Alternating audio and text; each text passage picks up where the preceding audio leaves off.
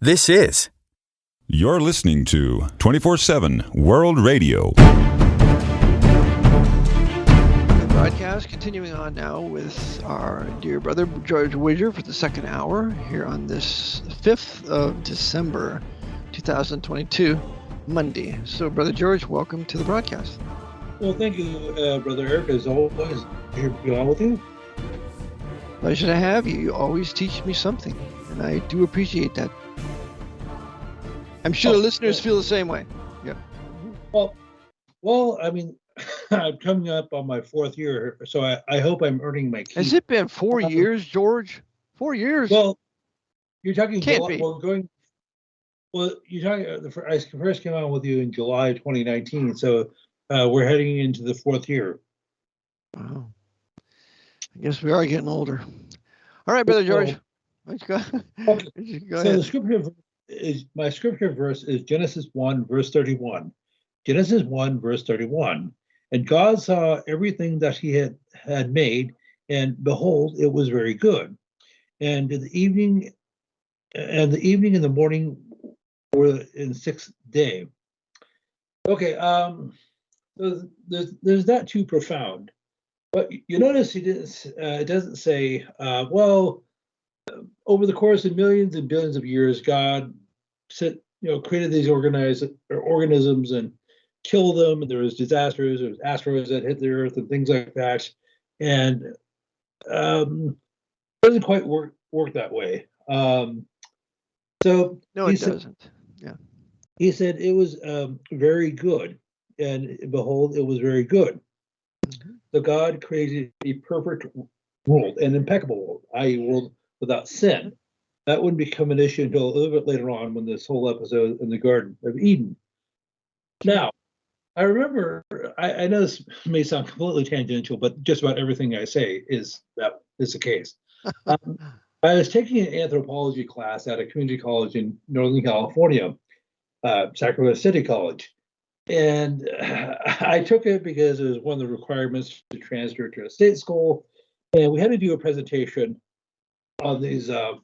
We were given these bows. One was supposedly a replica from a modern human, and the one was from a modern ape, and something like 3 or 4 of the rest were supposed to be transitional species that had impossible to pronounce Latin names that were supposed to be X millions of years old. This is the Australopithecus africanus or whatever. And so I had 2 or 3 other classmates whom I was supposed to do this presentation with. And I remember talking to the instructor beforehand, the previous week. I said, wait a second, you want me to basically spew all this nonsense about these transitional organisms? And he said, well, first, it's not nonsense, it's science. Okay, so, you said this one. Science. Oh, okay. He's going to redefine science for you now? Is that what he's going to do? Well, and I say, this one collection of bones was supposed to be like, 10 million years old, 20 million, whatever it was. And I said, well, how do you know it's that old? And he said, well, all these bones came from the University of Chicago. Schools all over the country have been using them, as well as in other countries.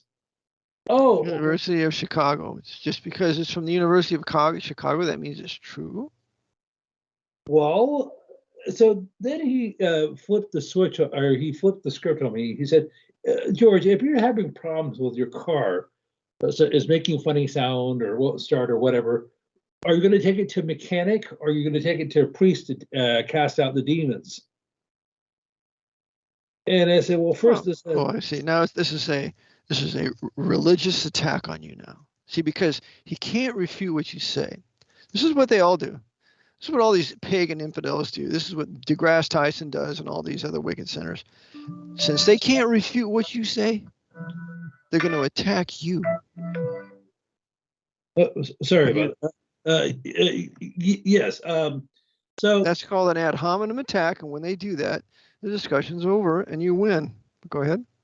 Well, it wasn't okay. I realized I ended up dropping the class and taking another one. But I realized I was in a perilous situation because he had my grade in the palm of his hand. And so I had this I had this sort of Damocles hanging over my head. So in good faith, I could not go through the presentation. I say, oh yes, this, exhibit number 3, is 20 million years old, and it was discovered, somewhere in Africa, and there's just no way I could go through it. So I ended up dodging a bullet, and I was able to take another class to fulfill the requirement. But this is the situation people are in and have been for decades in the United States as well as other countries, that you had to spew their state religion, which is atheism. That's right. Their secular humanism is atheism. That's right. Mm-hmm. Remember, the Supreme Court said all the schools do have a religion. It's called secular humanism, and it is atheism. But I blame the people for this, because why would you send your children to these schools? If you're going to teach these children that, we're not going to pay our tuition, but here's how they get over that. The military government gives these universities money so they don't go crash and burn. And that's what they ought to do. They all ought to crash and burn, because being taken and having no more federal funds. Why should the national government, I should say, the National Emergency War Powers Military Government, be involved in funding any schools unless they want to have the particular product of those schools to work perfectly in their empire? And that's what it is. And of course, the situation has only got worse, since I left there, because they're having, it was bad back then, but it's just got exponentially worse. So, I mean, you also had to deal with the POC requirements. Well, that's another conversation altogether. Okay, so getting into some of the new material. Today is December the 5th, or at least it is here in North America. It was on this date, 1941, 81 years ago, Operation Barbarossa officially came to an end. And as you said, the German forces were just a fairly short distance, just east of Moscow. 18 kilometers. Yes. So. And a former SS man told that to me. Freddie. Yeah, go ahead. So that's roughly 11 miles or so. Mm-hmm. And the following day, the Red Army launched its counteroffensive on December the 6th. Now, people, when you talk about the events of early December 1941, people were, generally speaking, concentrated on what happened in the Hawaiian territories on the 7th, December the 7th. So that marks the 81st anniversary, or this Wednesday marks the 81st anniversary of the attack on Pearl Harbor. And I know we've discussed that before. And something I was taught to believe growing up was a sneak attack or surprise attack. The American forces in Hawaii were caught with their trousers down. Now, that was probably true for most of the soldiers and sailors there, but that was for the lower guys. Yeah. Mm-hmm. So something like over 2,400 men were sacrificed in the course of just a couple of hours. Mm-hmm. By the way, let's go back to Russia. Let's go back to their beginning of their launch, in December the 6th, right? Remember, Russia has nothing unless it is given to them by Washington. And this is lend-lease. They weren't, with all this military hardware, it wasn't lent to them and it wasn't leased to them. It was given to them. We'd never been paid back for it. And it was $11.2 billion worth of military hardware that Averell Harriman at Skull and Bonesman signed into law, I believe, in July of 1941, so that all this equipment would be sent to Russia so that the Russians, the Jesuits running Stalin, could then launch their counteroffensive against the Germans on the 6th day of December 1941. So they had 6 months to get all that stuff taken and absorbed. Okay. And of course, the German troops were not issued winter gear. That's true. What does that tell you about the high command then in Germany? That they wanted to sacrifice their army after it had killed targeted populations. And that's exactly what happens with von Paulus's Sixth Army.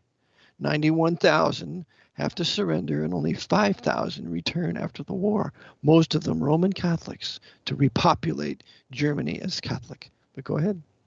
Okay. So I don't have anything really fresh to add to the whole Pearl Harbor narrative because we've discussed this before. We talked about Bob Stennett's 2000 book, A Day of Deceit. And for those, and that's probably the greatest work ever written on it. I have a couple others that were. There's one called The Warlords Over Washington, but that's the greatest book, and I recommend our listeners get The Day of Deceit for your library. It's classic, showing that FDR was absolutely involved in it. Okay, so the only fresh angle I have is the Hollywood treatment of it. And one of the first films that came out after the war was the 1953 From Here to Eternity. And it has the famous scene of Burt Lancaster and Debbie Carr making out on the beach. And it had absolutely nothing to do with the plot line, but I guess they decided to. Well, we got to throw a little sex sin in there to get the people more acclimated to sexual sin. That's what we want to do here. Okay, so what is the Roman connection? Well, Burt Lancaster grew up both Protestant and Catholic. He was a prominent actor, American actor of the 20th century. He was a superstar back in the 40s and 50s. And you had Deborah Carr, who was a Scottish actress, who was probably best known, other than that, for she played the nun in Heaven Knows, Mr. Allison, with Robert Mitchum. And there was a Roman Catholic. Mm-hmm. Yes. So, From Here to Eternity came out in 1953. It was directed by Fred Zimmerman, who lived from 1907 to 1997. And Zimmerman was known, probably just as well known, for the 1952 film of High Noon, starring Gary Cooper, who was a Roman Catholic convert. So now Zimmerman was Jewish, but he went to the University of Vienna. And University of Vienna is what? Well, technically speaking, secular, but historically it was Catholic / Jesuit. Correct, because Vienna is the capital there in Europe, at least towards the eastern capital for the Jesuits. They said Baltimore is our American Vienna. Burke McCarty writes that in her work, Suppressed Truth About the Assassination of Abraham Lincoln in 1924. That Baltimore is the American Vienna. So you have, in the film, you also have Ernest Borgnine, who's a devout Roman Catholic and a Freemason. You also had a young, third degree. Mm-hmm. Okay, you also had a young Frank Sinatra. Heavy on the sin. Mm-hmm. Correct. Mm-hmm. So you had this. So it was basically a romance movie, with a romance movie with Burt Lancaster, Deborah Carr, as I said, used as Pearl Harbor as a backdrop. But you never find out exactly who orchestrated the attack, why the defenses were lulled to essentially asleep, why all the airplanes were lined up, why all the ships were all lined up, like ready to take them down like dominoes. They were perfectly lined up in anticipation of the attack, and also the ammunition was locked up at the field there, Hickam Field. All the ammunition was locked up. Yeah, so it was a perfect setup to justify entrance into the war, and also remembering this: that Admiral Naguro, he refused to send the third wave. The third wave would have destroyed all dry dock repair. It would have destroyed the oil tanks. There would have been no way the American Navy could wage war out of Hawaii. So he deliberately canceled the attack when he didn't have to. All coordinated by the Jesuits. Go ahead. Okay, so if you saw the movie Tor, 1970, they said the rationalization for lining the planes in neat rows, it was easier to guard them because there was something like over 100,000 Japanese in Hawaii, or people of Japanese descent. Now, okay, well maybe, but why not put sandbags around them, like parapets? Yeah, they can justify anything they do. They can justify the ships being all in a row there, and of course we're going to send our 2 carriers out to the ocean because we don't want them attacked. So they sent their 2 carriers out of the harbor, set up all the other World War I ships so we can have a rebuilding program and all sorts of stuff. And then they're going to bring off most of them up. I think all the ships were raised except 1 or 2 of them. But go ahead. Okay, and I know I mentioned this before. This is a couple years ago. Just to refresh your memory, the previous year, in July of 1940, Congress passed something called the Two Ocean Navy Act, which was the brainchild of Carl Vinson and David Ignatius Walsh, who caused a lot of. Walsh was a devout, lifelong Irish Roman Catholic, got his undergraduate degree from Holy Cross. His cause was he was the first Catholic governor of Massachusetts and the first Catholic senator from that state. 1940. Correct. So that Roman Catholic senator. So from there are Massachusetts, you say? Correct. So there are a couple of elements of this act. One is increase the budget for the Department of the Navy by 70%. Also, it moved the Pacific Fleet from San Diego, California to the Hawaiian Islands. To get it all set up for the attack. Mm-hmm. And remember, you had the Teapot Dome scandal. Teapot Dome scandal had to do with the stealing of oil from the Navy, and these huge these huge oil containers were erected there during the Teapot Dome scandal, and the guy that was involved with that was a High Knight of Malta. I cover him in my book, Vatican Assassins. But yeah, the Teapot Dome scandal, where we're now, once Hawaii is going to be taken, it's now a territory, we're going to build it as a base, we're going to put oil there in preparation for World War II, all of it. Are you talking about Edward Duhaney? Duhaney, that's right. He was a Knight of Malta. Well, yes. Also, they have the Edward Duhaney Library at the University of Southern California. Wow. They'll name a library after anybody, won't they? Well, anyway, it's just like they named that library after Fauci over at Holy Cross. They just did that recently, but. So, and sorry, George, didn't mean to interrupt you, but that's a good point. Walsh was an Irish Catholic. He's the first U.S. senator from Massachusetts. Oh, that's progress. Isn't that wonderful? Yeah. And then he's going to have increased the budget for the Navy 70%. Yes. Yep. And they have to do that. Preparation for war. Well, go ahead. And of course, they moved the Pacific Fleet from Southern California to the then Hawaiian territories. Hawaii would not, just as a reminder, Hawaii would not actually become a state until 1959, along with Alaska. And there's some questions as to whether that actually legally happened, and so that happened under Eisenhower. And that happened under Eisenhower, and he did it by a proclamation. There's no evidence that the states voted for these territories to become states, because they have to have the approval of the states, you know. So there's no evidence of that. So it was a military acquisition of Hawaii and Alaska as 2 more states. Mm-hmm. Also under Eisenhower's watch, I believe it was 1953 or 54, Puerto Rico actually became a U.S. been a U.S. possession since 1898 after the American-Spanish War, but it officially became an American territory under Eisenhower. I know that's American territory.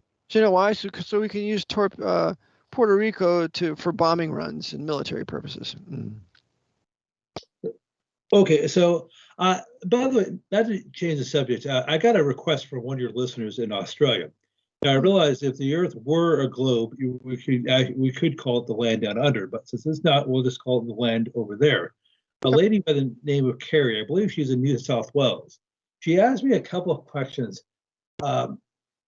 She asked me to talk about a couple of figures, one whom we would discuss before, another one whom we have not discussed before. She inquired about Dr. Carrie Banks Mullis, and Peter Ruckman. I'll address Ruckman first.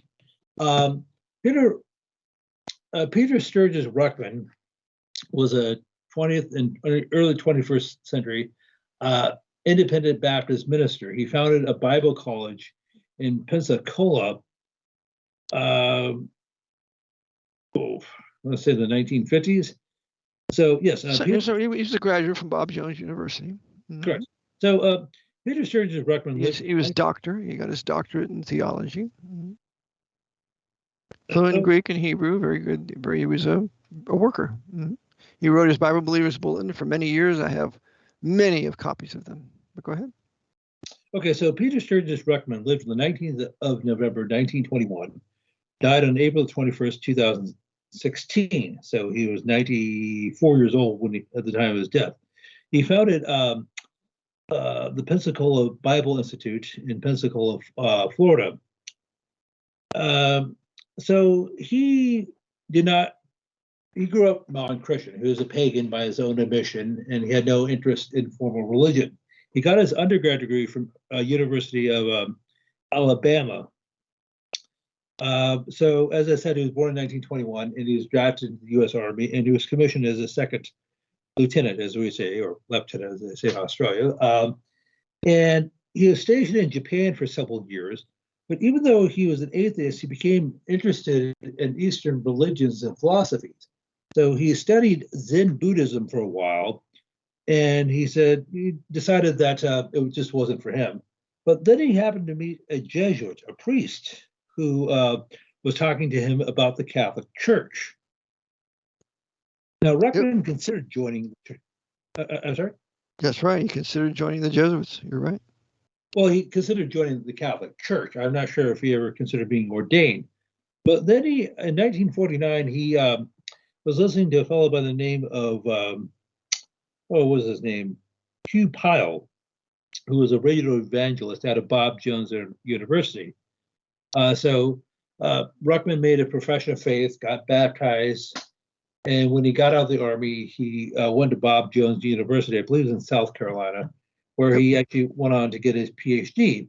And he became a major apologist for the Independent Baptist Church movement, especially the King James. Now, there's a derisive term that has been coined regarding him called Ruckmanitism, that in order to be saved, you must use the King James or the authorized version of the Bible exclusively. And he has and some people said that he also basically became a religious John Bircher, in that the expression wasn't in existence back then, but they say he was a quote conspiracy theorist, close quote, that there was a plot to overthrow the American government, and the Jesuits and the Vaticans were the architects of it.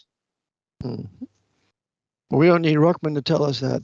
We have Charles Chinnicky in 1886 that told us that with 50 years in the Church of Rome and a host of other guys. So that was not new with Ruckman. It's not new with the Jesuit order.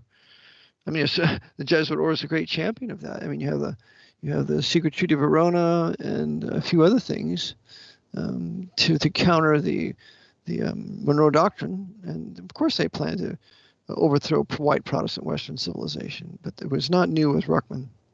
He was an avid reader. He read many times a book a day. He was a speed reader and very intelligent. However, if I may say just a couple of things here, I call him into question because he said certain things like this. The English corrects the Greek. Anybody who tells you that the English Bible, the AB 1611, corrects the Greek is a heretic and is an extremist. And I followed him for many years, and I was becoming like him. He was always very combative. He was never a happy man. I met him at Schmuck's Church over here in York, Pennsylvania, many years ago. He wouldn't look me in the eye, wouldn't have a conversation. It was an effort to talk to you. There was something dreadfully wrong with him, and I just considered it. Maybe it was his personality, but anybody who's going to say the King James corrects the Greek is now stating that the English Bible is directly inspired of God, and that's not true for any version. All the versions that have been translated from the underlying Textus Receptus, they're indirectly inspired. Hence, they're inspired of the Word of God, but God didn't directly inspire them. He used the translators to properly translate the directly inspired Word of God. The Greek and the Hebrew, which we have today. And so when you come out and you do that, you now are able to set aside the Hebrew and Greek scriptures, which he didn't advocate, but he said you don't need them. All you need is English. And with that, I maintain that was a source of some of his heresies. And one of his heresies was he hated Calvin. He hated John Calvin. He hated the doctrines of Calvinism. He hated some of the doctrines of Calvinism I don't buy. One of them is limited atonement, but that's from the Synod of Dort. Calvin believed that Christ died for all men. I can prove it in his works. But the Ruckman hated Calvin, and anybody who hates Calvin hates the founder of America, because without Calvinism and his institutes, there is no continuing Reformation in Europe. There is no white Protestant England. There is no white Protestant America. And so he was very calculating in his attack on John Calvin. So I have a problem, but he wrote some wonderful works. He wrote a book called The Damnation of a Nation, and shows how America is doomed.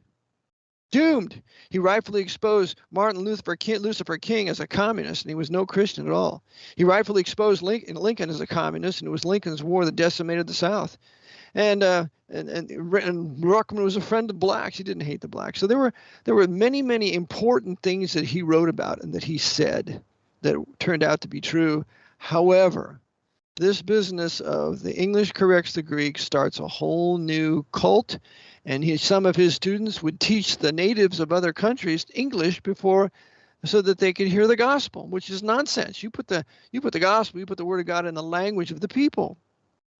So there are some issues there that I have concerned with. Some things he was a Jesuit Coadjutor. I don't know if I would go that far, but he most assuredly brought bad feeling on those of us who hold to the AV 1611 as the word of God. But to say that it corrects the Greek is heresy. Okay, sorry, Brother George. I'll let you take over after the break here. Okay, thank you.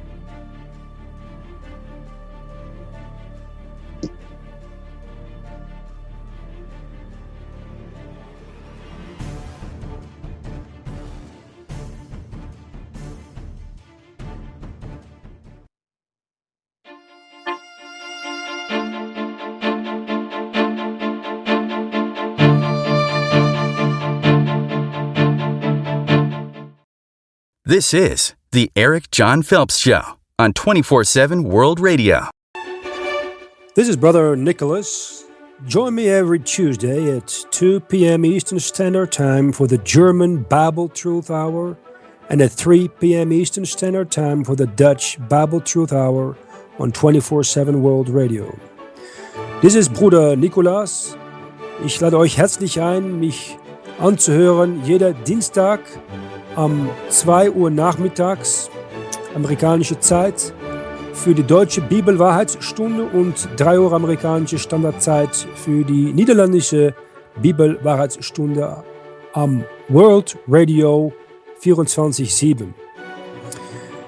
Dit is broeder Nico. U bent hartelijk uitgenodigd om elke dinsdag om 2 uur Amerikaanse standaardtijd het Duitse Bijbelwaarheidsuur te volgen en 3 uur Amerikaanse standaardtijd het Nederlandse Bijbelwaarheidsuur te volgen op 24/7 World Radio.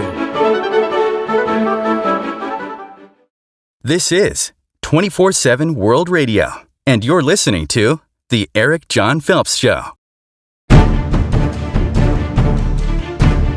George Widger. As we continue on this broadcast, we left off with Dr. Peter S. Ruckman. And if you want to continue, George, go ahead. Okay, so one of the requests that Carrie had sent me was about Carrie Banks Mullis. Okay. And one of the things he asked me was there any sort of Vatican Masonic connection to Mullis or to Ruckman? I already talked about Peter Ruckman, how he met this priest, this Jesuit, when he was a young man in Japan back in the 1940s. Now, also, she had asked me, is there any nexus between Ruckman, Mullis, and, say, Australia? There could be, but I don't. I don't know if Dr. Ruckman ever toured Australia. I don't know if he did either, but I don't think there's any connection of him. You know, Ruckman was not overthrown. Ruckman, in advocating that the Bible, the English Bible corrects the Greek, and also advocating that John Calvin was a wicked, evil man because he put Servetus to death in Geneva, when it was the churches that put him to death. And Calvin told Servetus not to come to Geneva. He came anyway. Servetus was a Unitarian. He was not a Christian. He was sent by the papacy to overthrow Geneva, which was the first for Protestant free state in Europe with its republic. But by attacking Calvin, he attacks all that. It's an indirect attack on the Protestant Reformation, which Ruckman did. So I'm sure that he understood that. He was a very brilliant man. But he can be an enigma. And I have a dear brother that thinks he's a Jesuit coadjutor. He followed Ruckman for quite a while. He has all these things that he said, and they were absolutely awful. But I don't think that Ruckman was involved in the overthrow of Australia. Although I don't know for sure. I'm sure he wasn't, but some of his policies would lead to that. Well, actually, I'm not talking about interloping in the affairs of Australia. I'm just saying that Carrie wanted to know if Ruckman ever went to Australia, or if he had. I don't know. Okay, I need to look. I'm sorry, I need to look more into that. Somebody whom I do want to mention is the other request, Carrie Banks Mullis. So, as I said previously, he was born on the 28th of December, 1944, died on August the 19th, 2019. I'm sorry, August the 7th, 2019, at the age of 73. Now, as I mentioned before, August 7th is the date the Jesuits were officially reestablished in 1814, so 205 years previously.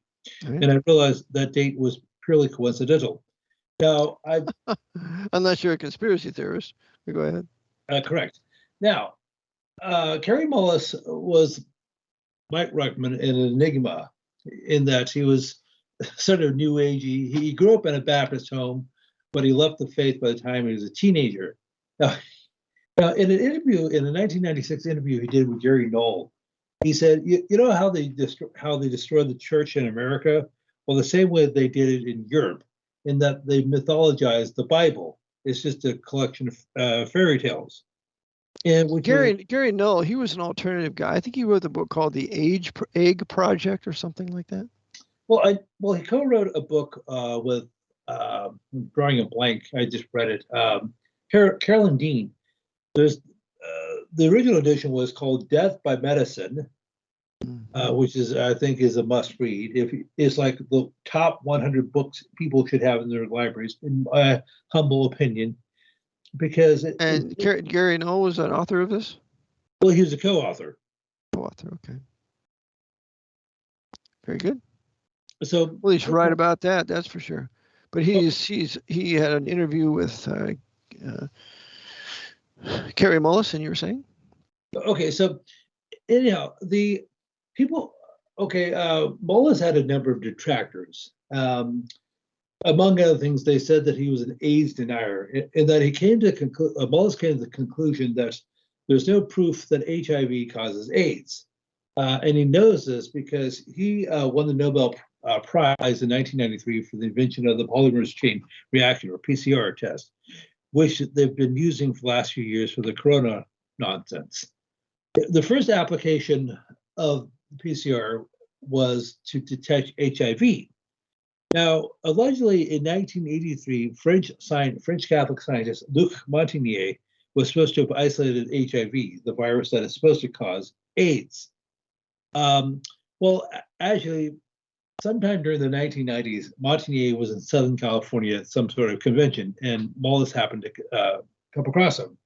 And he very politely said, "Hey, Luke, I understand that you isolated the HIV, which is supposed to cause AIDS, but I've been looking for any sort of independent confirmation of that. Would you mind sending me any sort of documentation?" And Luke and Montagnier's response, "Well, Carrie, it was a pleasure to meet you. Have a good evening." And so he completely blew him off. Was he another Roman Catholic? Was he a French Catholic? Well, he's an atheist, but he grew up Roman Catholic. Yeah, well, that's the practical conclusion of Catholicism, atheism. But yeah, go ahead. Well, the scientists whom are the virologist whom Montagnier worked with was a German virologist named Harald Sohausen, who also grew up Roman Catholic and was a professed or is a professed atheist. Sohausen.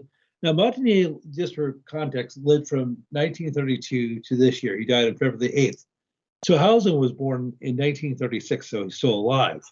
So nobody has been able to replicate Montagnier and Sohausen's results, in which they reproduced their experiments, which allegedly. So is that science?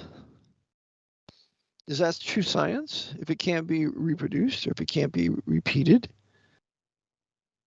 So you simply have to take it on faith. Yeah. So my point is, it's not true science.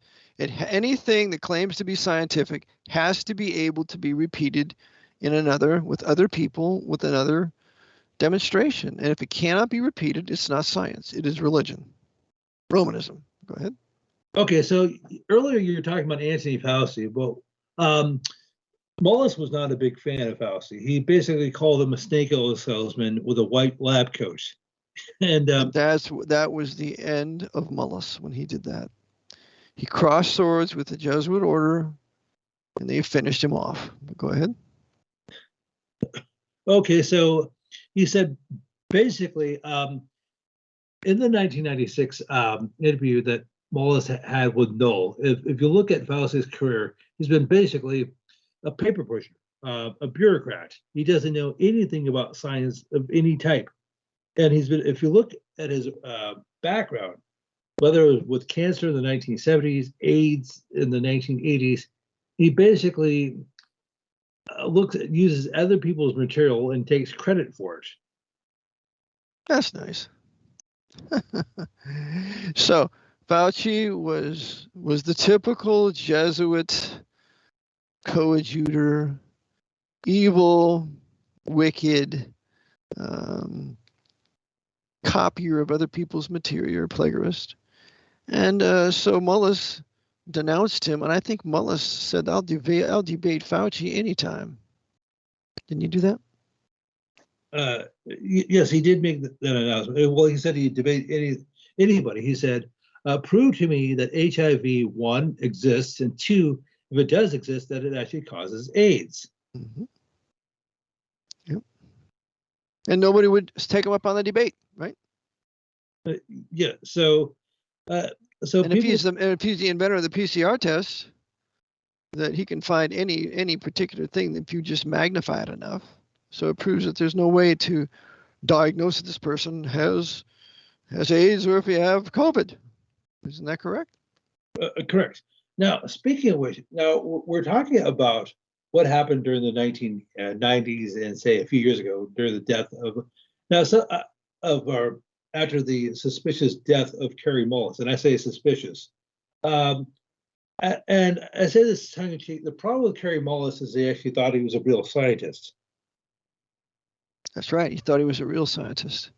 He was acting like one. He was having science. He was having conclusions based upon objective observations. That's true science, right? And as we just said before, the problem with Gary Webb, the author of Dark Alliance, is he thought he was a real journalist. Yeah. Gary Webb thought he was a real journalist, so tells the truth, off him. Carrie Mullis, he thinks he's a true scientist, comes out with proper conclusions. We're going to off him.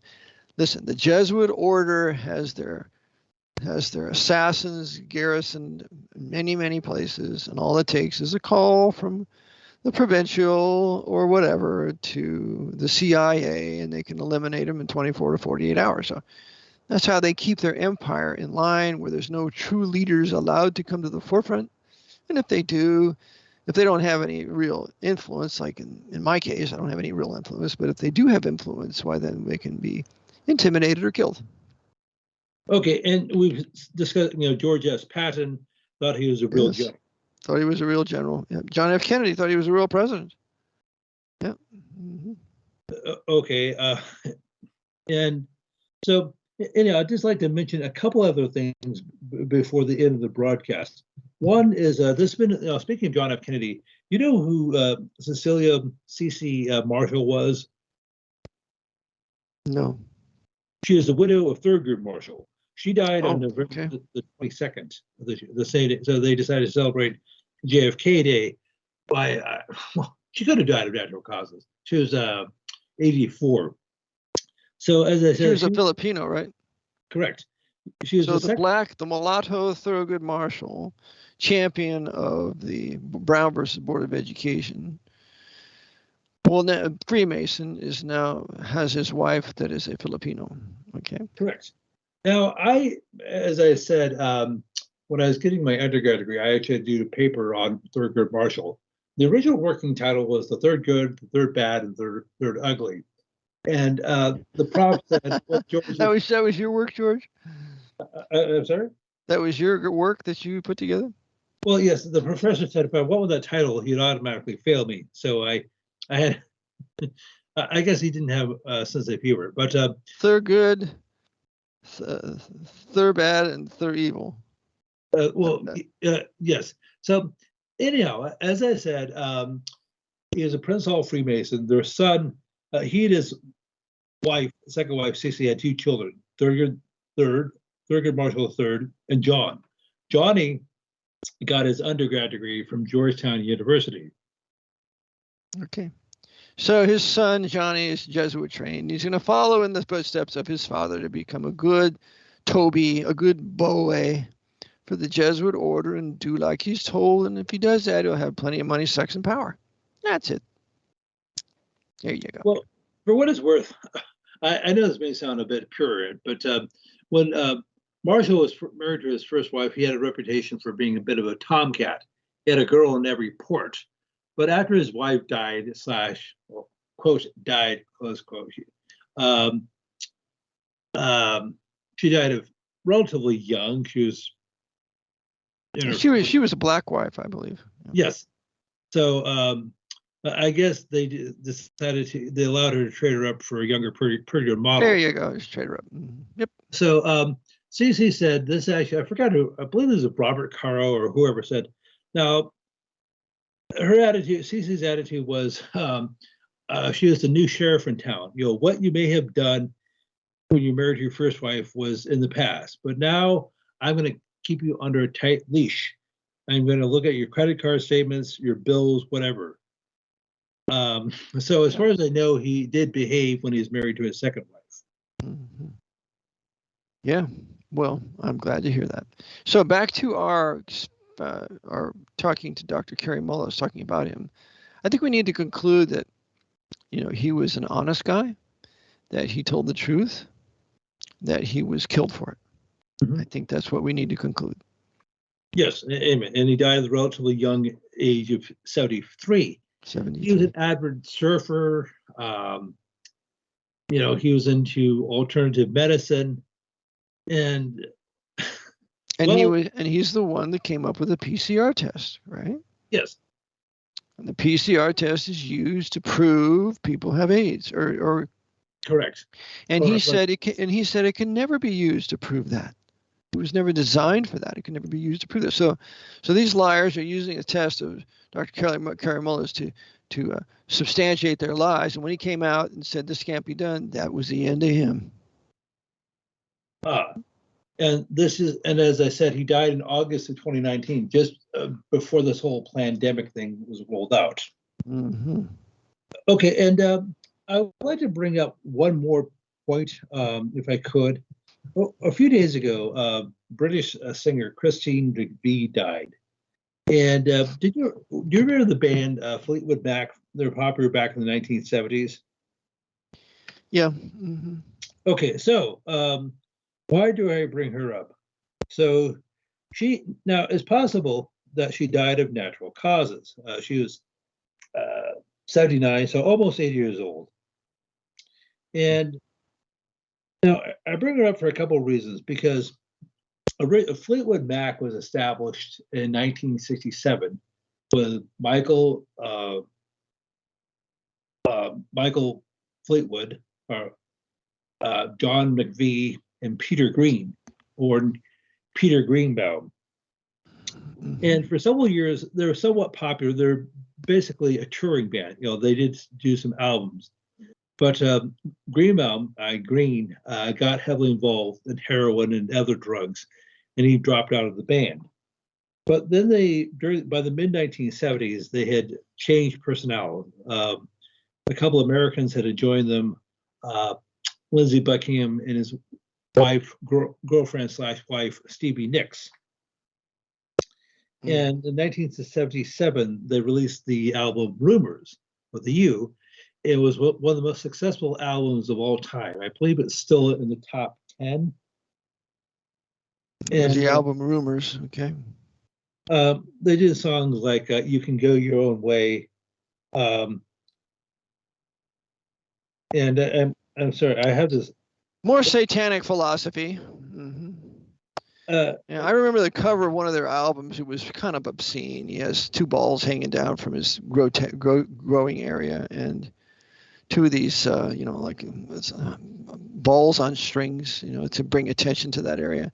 So it's just another rebellious, doping, sexing, demoralizing band to further destroy white America and prepare us for our national judgment that we're under today. But go ahead. Okay, so why am I mentioning this on your show? Well, she was born Christine Ann McVie, knee perfect. That's odd. Her birthday was the 12th of July, 1943. She died on November the 20th, 2022. So as I said, she was 79, almost 80 years old. And she went to St. Philip's Academy in Birmingham, England, which is a Catholic school. She grew up Roman Catholic. This is Stevie Nicks. She grew up Roman Catholic. Well, this is actually Christine McVie. Christine McVie. And who's she? She was one of the female singers for Fleetwood Mac. I see. And Roman Catholic female singers. Mm-hmm. Okay. So it's the Jesuit order continuing their Roman Catholic immoral counter-reformation against the historic Protestant whites and Baptist whites of America. And that all ought to be preached against, and people ought to hate it. I have nothing to do with that music, with that noise. Well, amen. Now, earlier in the first hour, you said that whites should have lots of children, beautiful white children. Mm-hmm. Well, somebody who took your advice to heart was J.S. Bach, Johann Sebastian Bach. He had 20 children. How many? 20. With two 20. With two wives. First one died, I guess. Yes. So, and three of whom went on to be prominent composers themselves. So, but he lived a while ago. Yes, he did, a couple hundred years ago. But see, back then, the Protestants and the Baptists, they were reproducing. My Phelps clan, I have a 2-volume book on the Phelps family, and I was reading the first volume. I mean, this is huge. I got it from suppressed books or old books. I mean, it had 10, 12 kids, anywhere from 8 to 10. Generally, and they're all Protestant. They're up in New England. There's Phelps, New York, namesake. But the Protestants reproducing all the time, and that's what we're supposed to do. Mm-hmm. And so something I wanted to mention is, okay, one, maybe two more things if I can. Los Angeles County, California is reconsidering. Now, as I said, because cases, they say, are going through the roof because of the typical flu and what they're calling RSV. Yes, what I've heard, I believe that stands for residual respiratory syncytial virus. I always think of the RSV, the revised standard version. That's what I think too, the revised standard perversion. Yeah. And that's probably just as deadly. And they say that hospitals are being overwhelmed from all these people getting sick. Well, that may very well be true, but it's not because of these alleged viruses. Something that has happened all throughout the United States and the world is most hospitals are understaffed because you have a number of doctors and nurses and other personnel who refuse. So, of course, if you have this happening, your hospital is going to be overstaffed, and it appears as if they're flooded. Now, probably my last point. You mean remembering that when the doctors either die from the jab or get sick from it, or if they refuse to get it and they get fired, it works to the benefit of the Jesuit order in continuing this mass murder throughout the country. Mm-hmm. Yes. And one thing I wanted to mention, I know I tried to only talk about one movie per stream, but I just had to mention this. Over the weekend, I just saw for the first time, the 1973 film Soylent Green. Yeah, Soylent Green. Mm-hmm. Go ahead and tell the listeners what that's about. Well, it takes place. It's supposed to take place this year, 2022, and it's filmed released in 1973. It starred Moses, aka Charlton Heston, and Edward G. Robinson in his last role, and Chuck Connors, who's probably best remembered as the Rifleman. Mm-hmm. And I couldn't find anything suspicious on Heston. I couldn't confirm that he's a Freemason. I knew that he's an Episcopalian. And he did a Ronald Reagan. He was a staunch liberal Democrat for most of his life, but then he had a sea change and became a staunch conservative Republican, or so we're told. He was a president of the NRA, the National Rifle Association, for many years. Mm-hmm. And as I said, it starred. It also co-starred Edward G. Robinson in his last role. Mm-hmm. So it basically takes place now in 2022, and it was pushing the whole overpopulation propaganda. There are too many people in the world. New York City at this time was supposed to have 40 million people. And so to feed everybody, they had to take human bodies and turn them into food. Yep. It is Soylent Green. Yep. And that's one of the themes of the Matrix too. Converting human bodies of men, women, into food. Yeah. Yep. And so Edward G. Robinson was born Emanuel Goldenberg. He lived from the 12th of December 1893, died on January 26, 1973. He was B'nai B'rith. Wow, I didn't know that. The Jew Edward G. Robinson, or B'nai B'rith, for Jewish Freemason, used by the Jesuit order in their Hollywood, as overseen by the Jesuit priest Daniel Lord. Right? Mm-hmm. Yeah. Well, George, we're kind of out of time, so if you just want to give your contact information, give us a little summary here, brother. Okay, so maybe I can talk a little bit more about Soylent Green the next time I'm on. Okay. If people have any questions, comments, or concerns, critiques, please send me a line at George Widger 1969, GEORGEWIDGR 1969@gmail.com. If you'd like to send me a video, if you'd like me to discuss a topic, which people have, I'll do my best to get back to you in a timely manner. And please give me 24 hours to get back to you. And if I don't, please send me another email, because I probably forgot, or it's a one-man show here. Right. Mm-hmm. Well, brother, thank you for being on. Lord bless. It's always good to have you. Thanks for those facts that you brought to us today. So, Lord bless. I'll be back with you on Monday. Okay. God bless you. Bye-bye. All right, Brother Eric John Phelps, thank you for tuning in today. I have a book, Vatican Assassins, Wounded in the House of My Friends. Please go to my website. You can pick up the ebook, Vatican Assassins. And also, I have other things there for your edification. Go to my website, 24/7 World Radio, and you can pick up some things that are there also. I have my broadcast for the last 8 years that you can purchase. I also, for a gift of such and such amount, you can have my broadcast. How about that? Ministry language. And then I have my private citizenship class that I think you'd be very interested in. And I've added another little addition to it that makes it even clearer. Although it was very clear, but it's even clearer. I found out Mel Samper wrote essentially everything I did except my release and declaration status. Had that all written out, in 2010. So he was an attorney. Wrote a little article. Every lawsuit's an act of war. So appreciate your prayers. I'll be submitting a motion today in court for my suit against the prothonotary for not filing my papers. Appreciate your prayers. It would be worked out within the next 6 months. And also, I have my tax class that we're having good success with. Also, my advanced class that I'll be finishing up in my writing of it. I show that the federal district court cannot sit in any civilian due process of law as admitted by one of the judges in Harrisburg. So I have that. I have sign up for Elevate on my 24/7 World Radio, and you'll get all your supplements from a very good company. 15,000 different supplements for a 15% discount, so you can have a little break there. And so I appreciate your prayers. Need a little financial gift here. I'm kind of lacking, so I'm going to ask a couple of my supporters for help. So appreciate your prayers there. And I have another couple of things working that should transpire within the next week or two. And so it's appreciate your prayers there, as this is a work of faith. So I thank you for tuning in. Lord bless on this December 5th, 2022. And so until Wednesday, Maranatha, the Lord is coming.